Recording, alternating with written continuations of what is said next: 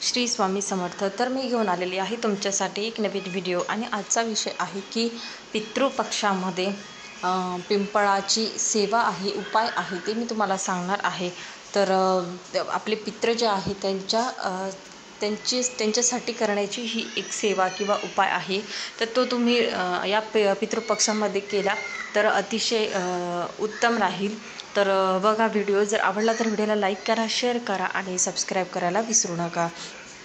तर मी तुम्हाला पहिलं सांगितलं, या पितृपक्षामध्ये आपण आपले जे पितृ असतात त्यांची सेवा करत असतो। सेवा म्हणजे आपल्याकडून जेवढं सेवा होतील किंवा त्यांना नैवेद्य दाखवणं वगैरे, दान करणं, ह्या ज्या सगळ्या गोष्टी असतात हे आपण या पितृपक्षात करत असतो आणि तेच आपल्याला करायचं असतं। तर तुम्हाला अजून एक गोष्ट त्याच्यात करायची आहे की तुमच्या घराच्या जर आजूबाजूला कुठे पिंपळाची झाड जर असेल तर तुम्हाला काय करायचं आहे की तिथे तुम्हाला जाऊन पाणी टाकायचं आहे। पिंपळाचे जे झाड आहे त्याला स्पर्श न करता त्याला पाणी टाकायचं। त्याच्यानंतर तुम्हाला प्रदक्षिणाचं मारता आली तर प्रदक्षिणा मारा। त्याच्यानंतर तिथे प्रार्थना करा की आमचे जे पितृ आहेत त्यांना तृप्त होऊ दे आणि त्यांचा आशीर्वाद नेहमी आमच्या डोक्यावर राहू दे, असा तुम्हाला तिथे प्रार्थना करायची आहे। आणि त्याच्यानंतर तिथे साखरेचा प्रसाद तिथे ठेवायचा आहे।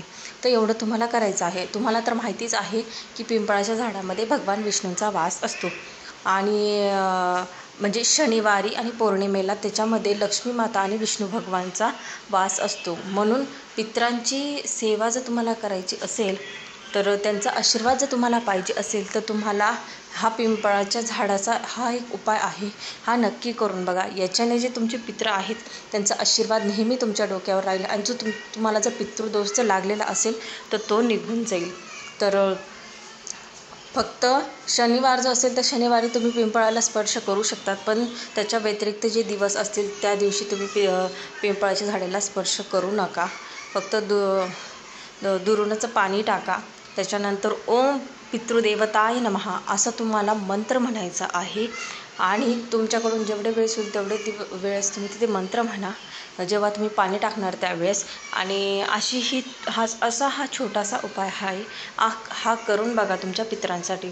आणि समजा तुमच्या घराच्या आजूबाजूला जर कुठेच पिंपळाचं झाड नसेल तर तुम्ही ही सेवा घरातसुद्धा करू शकता। तर तुम्हाला काय करायचं आहे तर अजून एक गोष्ट की तुम्ही जो दिवा लावायचा आहे पिंपळाच्या झाडाखाली, पाणी जेव्हा तुम्ही टाकणार त्यावेळेस तुम्हाला ओम पितृदेवताय नमः असं म्हणायचं। त्याच्यानंतर प्रदक्षिणा घालता आली तर त्याच्यानंतर प्रार्थना करायची आणि तिथे मोहरीच्या तेलाचा किंवा तिळाच्या तेलाचा तुम्हाला तिथे दिवा लावायचा आहे, दक्षिण दिशेकडे तोंड करून।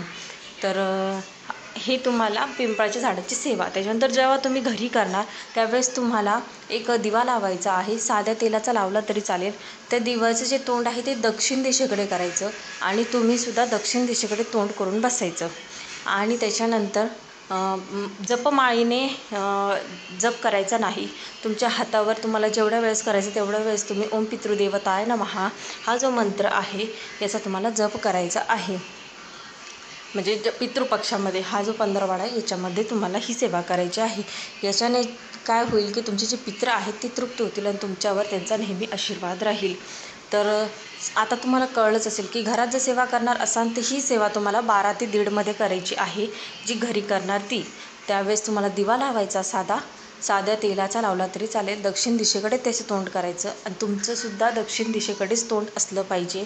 त्याच्यानंतर पितृदेवताय नमः तुम्हाला जेवढ्या वेळेस शक्य होतं तेवढ्या वेळेस तुम्ही या मंत्राचा जप करायचा आणि त्याच्यानंतर प्रार्थना करायची। असं तुम्ही या पितृपक्षामध्ये करा। म्हणजे ज्यांच्या घराच्या आजूबाजूला पिंपळाचं झाड असेल त्यांनी पाणी टाकून, मंत्र म्हणून, दिवा लावून अशी सेवा करायची।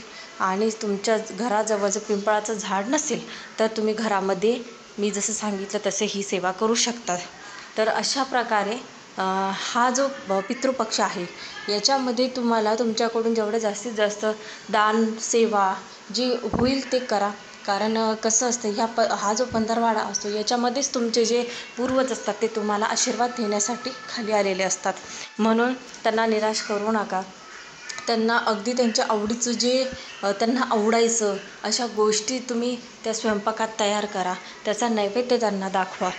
तर अशा प्रकारे ही थोडीशी माहिती. तर भेटूया पुढच्या व्हिडिओमध्ये. श्री स्वामी समर्थ.